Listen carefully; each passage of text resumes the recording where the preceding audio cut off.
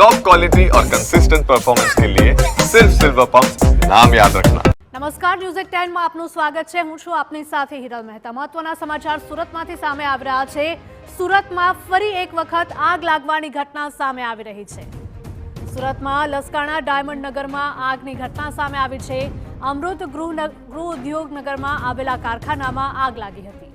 ત્રીજા માળે બંધ કારખાનું આગની ઝપેટમાં આવી ગયું। ફાયરની ટીમે ઘટના સ્થળે પહોંચીને આગ પર કાબુ મેળવવાના પ્રયાસો હાથ ધર્યા હતા।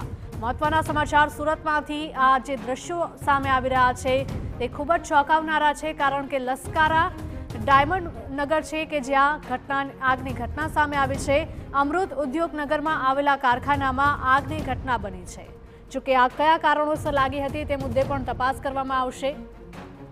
ત્રીજા માળે બંધ કારખાનું આગની ઝપેટમાં આવી ગયું હતું, તો ફાયરની ટીમો તાત્કાલિક ઘટના સ્થળે પહોંચી ગઈ હતી। અમારા સંવાદદાતા બળદેવ જોડાઈ ગયા છે। બળદેવ, જણાવશો કે સુરતની આ ઘટના સામે આવી છે, ફરી એક વખત આગ લાગી છે, શું કારણ સામે આવી રહ્યું છે આગ લાગવાનું?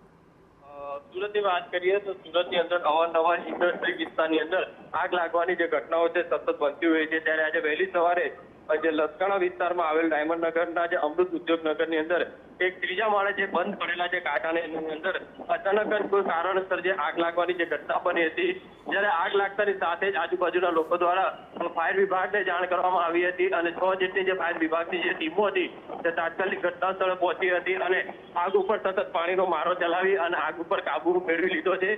આ જે રીતે માહિતી મળી રહી છે તે પ્રમાણે આગની અંદર કોઈ જાનહાની ઘટના નથી બની, કારણ કે છેલ્લા ઘણા સમયથી આ જે કારખાનું હતું તે બંધ સ્થિતિમાં હોવાની જે વાત છે તે ચાલી રહી હતી। હાલમાં તો આગ કયા કારણસર લાગી છે તેને લઈને ફાયર વિભાગ દ્વારા તપાસ શરૂ કરવામાં આવી છે। જી બળદેવ, માહિતી બદલ આપનો આભાર। તો સુરતમાંથી આ દ્રશ્યો સામે આવી રહ્યા છે।